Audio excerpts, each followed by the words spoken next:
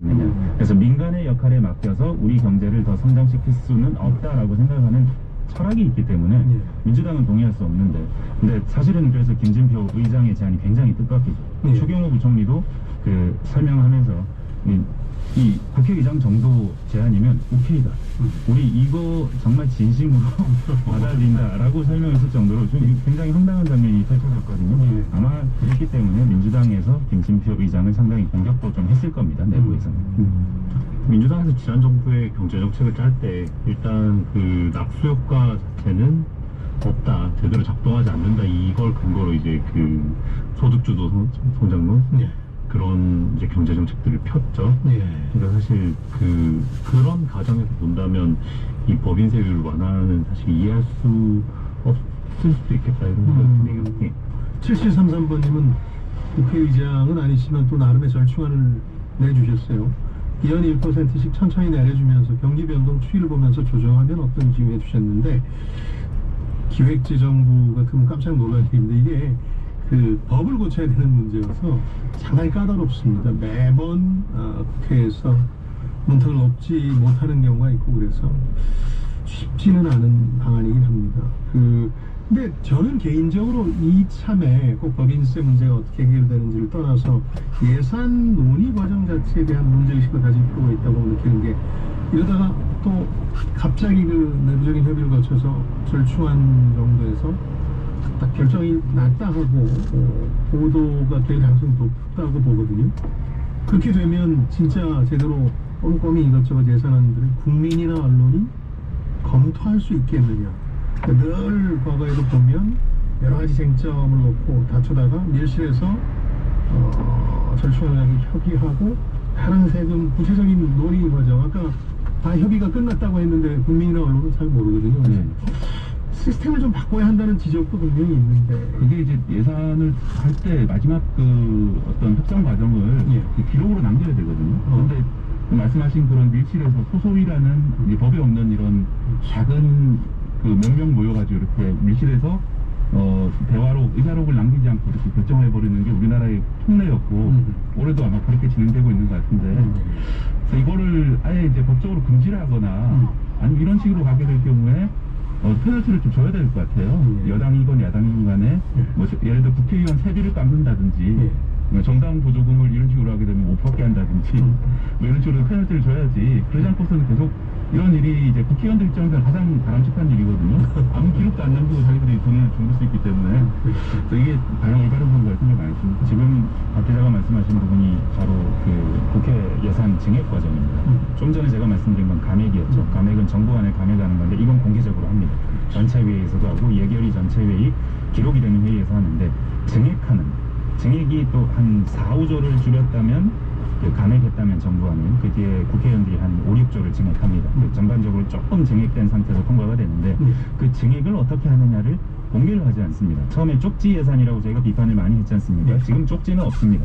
쪽지는 국질적으로 없지만 쪽지가 상징하는 그 밀실성과 비공개, 불투명성, 이건 여전한 거거든요. 이거 빨리 해소해야 되는데 그러고 싶지 않거든요. 뭐 여야도 물론이거든요. 기재부 역시 마찬가지로 그 소소위 회의에 참석하는데 이때 무엇을 주고 무엇을 주지 않을지를 구체적으로 기록에 남기기가 싫어요. 정부 역시. 여야는 물론이고 기획재정부 역시 이게 싫은 거예요. 그러니까 모두의 3자의 이해관계가 맞는 건데 이거 빨리 해소해야, 계속 바꿔달라고 국민이 요청하고 언론이 요청하면 바뀔 겁니다. 바뀌게 해야 합니다. 그 지적도 일리가 있어서 잠깐 만약 소개를 드리자면, 야당이 다수 의석을 가지고 견제를 한다 혹은 압박을 한다라고 하면 정부 여당 쪽에서도 만약에 이게 올해 내에 예산이 통과가 안 되면 최악의 경우 준예산, 과거 예산을 준용해서 처리할 수 있다. 말을 바꾸면 미국 연방정부의 셧다운 같은 사태가 벌어지고 경제에 큰 충격을 줄 수 있다. 뭐 이런 얘기들도 최악의 시나리오지만 계속 내놓고 있는데, 이것도 일종의 압박 요인이자 압박 전략인 거죠? 그렇게 될까요? 한 번도 된 적은 없죠? 한 번도 된 적이 없고, 그것이 의원 추경호 부총리 얘기밖에 전 그 얘기를 기자를 간다면서 듣고 와서 그 얘기하면 상상하지 못한다. 그게 제도에 있다고 해서 쓸 수는 없다. 그 제도는 의원 내각제 당시에 있었던 것이고 예. 의원 내각제를 뒷받침하는 것이었지 대통령제하고는 맞지 않다. 쓰지 않는다라고 명확하게 말은 했는데 예. 그럼에도 불구하고 그런 상황이 온다면 전혀 합의가 안 된다면 예. 뭐 카드로 고려를 전혀 안 하고 있다고는 못하겠죠. 네. 역시 법인세 쟁점이 하나 남아있는데 사실 우리는 경제 쟁점만 얘기하는데 국회 여야는 좀 다르죠. 여기에 또 이상민 행정안전부 장관 해임 결의안이라든가 다른 국정조사 변수가 있습니다. 이런 걸 다 놓고 같이 딜을 하기 때문에 이게 어떻게 결론이 날지 모르겠습니다만 이런 과정을 통해서라도 이 취재기자들 얘기를 통해서라도 1년 예산, 1년 나라 살림살이를 국회에서 어떻게 논의하는지 좀 여러분들이 이해해 주셨으면 해서 이 소식을 전해드렸습니다. 아직도 극적인 타결 방안은 나오지 않고 있습니다. 적어도 지금 이 시간까지는. 계속해서 여러분들 의견 받겠습니다. 짧은 문자 50원, 긴 문자 100원이 드는 샵9730번이나 KBS 홈 게시판으로 참여해 주시면 되겠습니다. 많은 참여 부탁드리겠습니다. 지난 9월 실외 마스크 의무 착용이 해제되면서 밖에서는 마스크를 쓰지 않은 사람들을 종종 볼 수 있지만 실내에서는 아직 마스크를 의무적으로 써야 하는데요. 그래서 이번에 참다 못한 몇몇 지자체에서 우린 이제 실내에서도 벗을래 하고 나섰는데요. 대전과 충남입니다. 제일 먼저 대전이 이번 달 15일까지 방역당국이 실내 마스크 착용을 해제할지 말지 결정하지 않는다면 내년 1월부터 자체적으로 실내 마스크 의무를 해제하겠다고 통보했고요. 며칠 뒤 김태흠 충남지사도 자체 해제를 검토하겠다는 입장을 밝혔습니다. 이들이 근거로 내세운 건 크게 세 가지. 첫째, 실내 마스크 착용의 실효성이 떨어진다는 점. 둘째, 실내 마스크 착용 의무를 해제하는 나라들이 늘고 있다는 점. 마지막 셋째, 마스크가 아동 발달에 안 좋다는 점입니다. 사실 실내 마스크 해제 논란 얘기는 나온 지 좀 됐지만요. 아직도 전문가들 사이에선 의견이 분분합니다. 우리나라는 산업이 이를 유통병원은 근거가 매우 부족한 거죠. 초기에는 치료제도 없었고 백신도 없었기 때문에 마스크만이 유일한 예방법이었어요. 하지만 마스크 의무화가 코로나를 막아준다면 우리나라처럼 마스크를 잘 쓴 나라에서 왜 지금 1년 동안에 거의 60% 70%가 공식적으로 감염이 됐을까요? 실제로 우리나라 국민들의 항체 양성률은 약 97%, 거의 모든 국민이 코로나19 항체를 가지고 있고요. 반면 아직은 시기상조라는 의견도 있습니다. 엄중식 거점대 길병원 대한 백신 접종이 충분하지 않은 점, 여기에 또 하나 문제는 2월 초까지는 코로나19 말고도 뭐 호흡기 바이러스 질환이나 호흡기 세균 질환에 의한 폐렴 환자들이 늘어나고 심혈관계 중증 환자들이 많이 늘어나서 대부분의 병원들의 중환자병상이 모자랄 때예요. 결국 의료대응체가 갖고 있는 질병 부담을 늘리는 방향으로 작용할 가능성이 높은데 아직은 좀 여의치 않다라고 판단합니다. 정부는 이달 15일과 26일 방역 정책에 대한 공개 토론회도 진행해 각계각층의 의견을 수렴해서 결정하기로 했습니다. 부디 정부와 지자체가 적절한 방법을 찾아주길 바랍니다. 자, 며칠 전 국민연금 수령을 68세로 보험료를 15%로 올린다. 이런 기사 제목 때문에 충격을 먹은 분들이 상당히 많습니다. 관련한 기사들이 쏟아졌고 논란도 가속화됐는데 보니까 그런 정부의 방침 그런 건 아니더군요. 일종의 여론 수렴, 장기적인 시나리오 이런 거였던 거죠.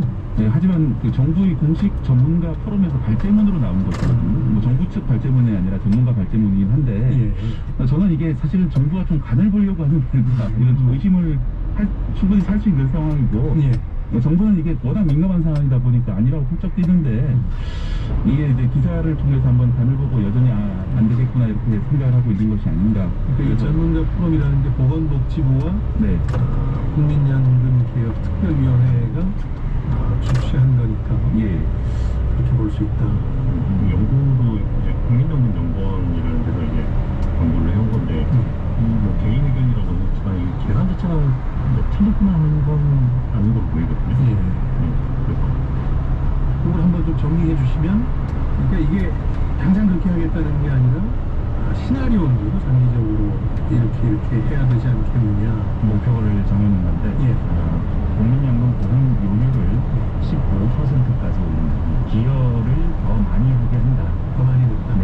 그리고 받는 나이 62세에서 68세로 올린다면 어떻게 되겠느냐라고 그 시나리오를 짜봤더니 지금 국민연금 고갈된다는 얘기 많이 하잖아요. 예. 2050년 되면 고갈된다는 얘기가 나오는데 이렇게 개혁을 하면 73년에 고갈된다는 거예요. 훨씬 늦춰지는 거예요. 그러니까 재정이 훨씬 더 건전해지는 거예요. 거기로 가기 위해서 어떻게 해야 되느냐. 당장 한 몇 년 뒤부터 확 요율을 한 번에 확 높이든지 아니면 연차별로 조금씩 높여가든지 아니면 조금 더 멀리 3년이나 5년마다 한 번씩 요율을 높여서 그 목표는 15% 요율에 도달하든지 그렇게 해보자는 여러 안을 제시를 했죠. 근본적인 목표는 국민연금 고갈 시점을 늦추자, 좀 더 건전하게 하자. 그러기 위해서 우리가 무엇을 할 수 있느냐인데 문제는 이건 준조세이거든요. 증세는 하면서 더 적게 주는 효과가 나는 거거든요. 더 지급 시점을 늦춥니다. 이런 종류의 개혁안은 증세는 현대 자본주의사회에서 증세를 발휘하는 정도는 바로 정권을 잃게 되어 있다.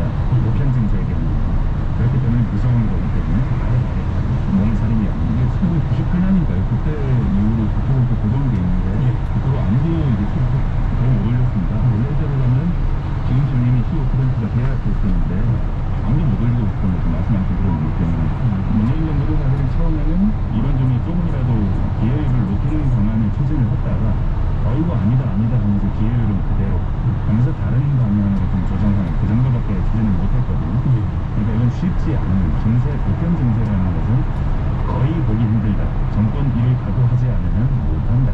이렇게 보는 게 맞지 않을까 싶습니다. 적어도 그 전문가가 제시한 그 시나리오 보험료율을 위해서 15%까지 어떤 방식으로든 올리고 또 국민연금을 받는 연령을 늦추는 것 외에 다른 대안은 없습니다. 그러니까 수익을 열심히 잘 내는 방법인데 뭐야 지금 일부러 못 내는 건 아니지 않습니까? 그렇지.